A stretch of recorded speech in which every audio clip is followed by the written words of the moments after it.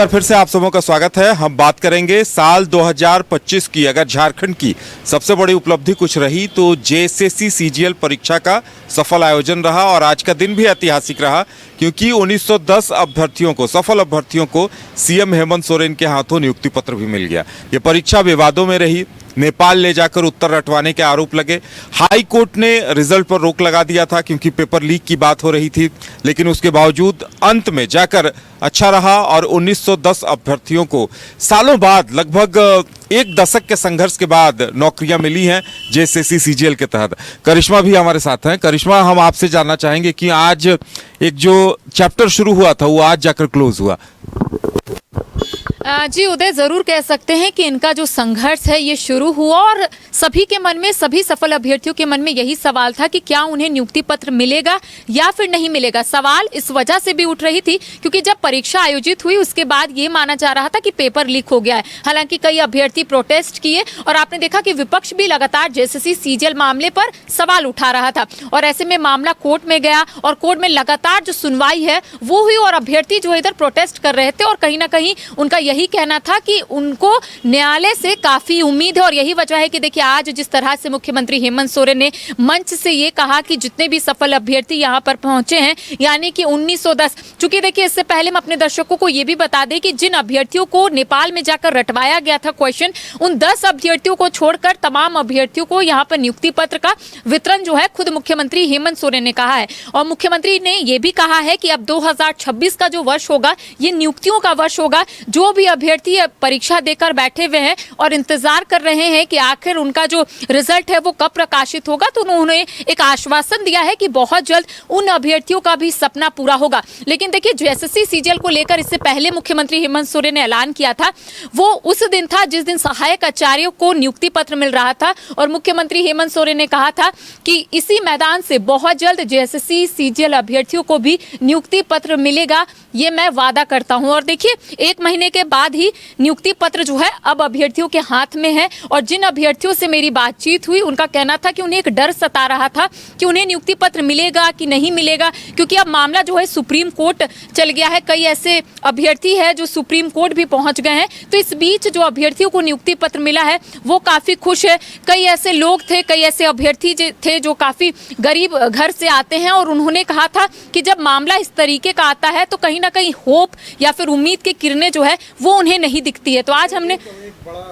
मुद्दा ये है करिश्मा कि सरकारी नौकरी अब के ज़माने में बहुत बड़ी बात है। हालांकि जो हमारी पीढ़ी है वहाँ तक से ये सरकारी नौकरी बड़ी बात होती थी। उसके पहले कृषि को लेकर एक आकर्षण हुआ करता था, ज़मीन थी लोगों के पास या व्यवसायी थे वो था। नौकरी अगर आप देखिए तो हमेशा से ही बड़ी बात रही है। नहीं, सरकारी नौकरी भी अगर आप देखिए तो वहाँ भी माँ मुझे नौकरी मिल गई माँ, और वो डायलॉग वो सरकारी नौकरी नहीं थी। वो कोई भी तरह की नौकरी, पहले बीच में ऐसा भी आया कि लोग प्राइवेट सेक्टर में गए और सरकारी नौकरी छोड़ कर गए, ऐसा भी हुआ।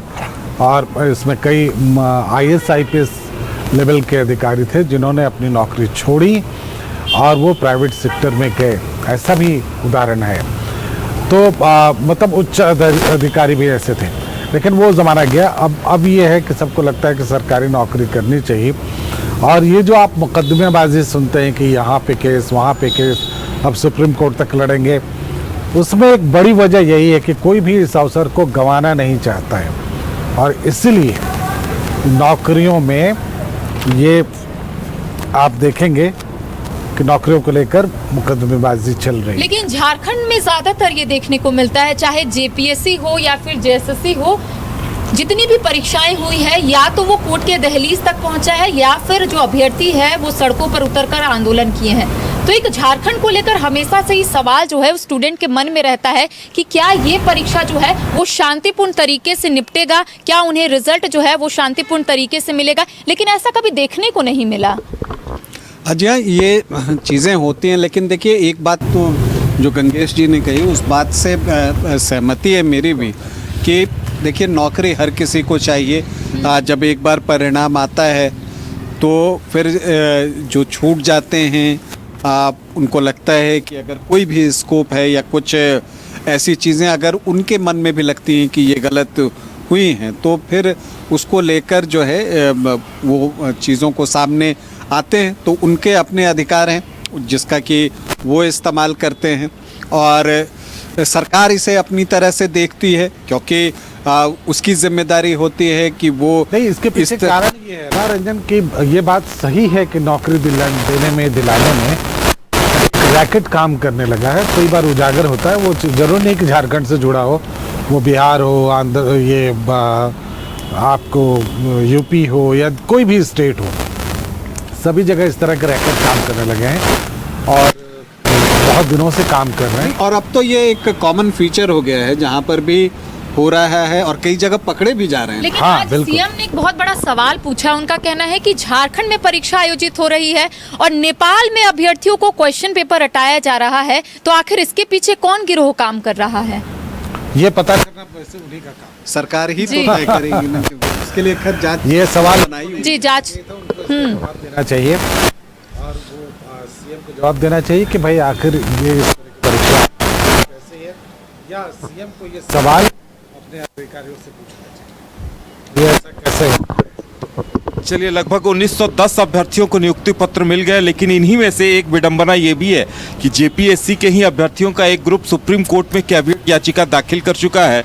और देखिए उस पर आगे क्या होता है ये देखने वाली बात होगी, क्योंकि झारखंड में जब भी जो भी परीक्षाएं होती हैं, जेएसएससी को लेकर कैविएट याचिका दायर की गई है और सुप्रीम कोर्ट इस पर हस्तक्षेप करता है तो क्या निर्देश देता है, इस पर सबकी नजरें टिकी रहेंगी। लेकिन चलिए, अब हम यही चाहेंगे कि जिन 1910 अभ्यर्थियों को नौकरियां मिली हैं, नियुक्तियां मिली हैं, वो आगे बेहतर तरीके से नौकरी करें। चलिए, ये परीक्षा की बात रही। झारखंड में और भी कई मुद्दे हैं जो झारखंड में एक और अहम मुद्दे की हम बात कर लें। देखिए, झारखंड में जब से झारखंड बना था, जेपीएससी की अगर परीक्षा हुई तो जेपीएससी को हम लोग अक्सर जब डिस्कशन करते थे, जब गड़बड़ियां सामने आती थी, तो जेपीएससी की जगह झंझट पब्लिक सर्विस कमीशन भी कहते थे। और देखिए 2025 में लगभग 342 अभ्यर्थियों को जेपीएससी से सफल घोषित किया गया, उनका प्रशिक्षण भी चल रहा है और ये भी झारखंड की एक बड़ी उपलब्धि रही। हालांकि इसमें भी मामले चल रहे हैं। करिश्मा, देखिए, घंटी आधारित शिक्षकों से कॉपियां जांच कराई गई, ये मामला अभी भी विवादित है, इस पर जांच चल रही है। लेकिन ये झारखंड सरकार की एक उपलब्धि ये भी कही जाएगी कि 342 अभ्यर्थियों को नियुक्ति मिली है। देखिए, आपने सही कहा कि जेपीएससी की तरफ से जितनी भी परीक्षाएं अब तक ली गई है वो विवादों में रहा है। और देखिए 11वीं से 13वीं जेपीएससी में भी आपने देखा होगा, उस वक्त भी प्रोटेस्ट हुआ और 342 अभ्यर्थियों को नियुक्ति पत्र हाथ में मिला, खुद मुख्यमंत्री हेमंत सोरेन ने दिया। लेकिन सवाल जो है लगातार जेपीएससी पर उठाए जा रहे थे कि एक तो जेपीएससी जो है एग्जाम कंडक्ट करवाता है, लेकिन ट्रांसपेरेंसी तरीके से एग्जाम नहीं होता है। एसओपी का उल्लंघन जो है, ये अभ्यर्थियों की तरफ से आरोप लगाए जा रहे थे कि घंटी आधारित शिक्षकों से कॉपी कटवाया गया और तमाम जो अभ्यर्थी है वो हाईकोर्ट का दरवाजा खटखटाए थे। तो हम ये कह सकते हैं झारखंड की विडंबना ही है कि जितनी भी परीक्षाएं होती है वो कोर्ट के दहलीज तक पहुंच जाता है। हालांकि देखिए, जो अभ्यर्थियों का चयन हुआ था फिलहाल वो ट्रेनिंग पीरियड में है, लेकिन कह सकते हैं कि ये एक बड़ी उपलब्धि है इस साल की कि झारखंड के अभ्यर्थियों को जेपीएससी में जिन लोगों ने परीक्षा दिया था उनकी नियुक्ति हो गई और वो अब खुशी खुशी अब अपनी नौकरी कर रहे हैं।